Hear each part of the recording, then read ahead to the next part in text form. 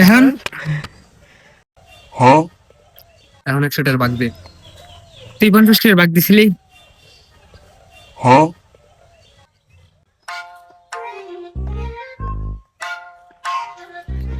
ভাই এনে পয়সা আড়াইছে।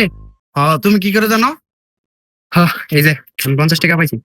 আর 200 টাকা ওর কাছে। ওই 200 টাকা তো আমার না, 50 টাকা আমার।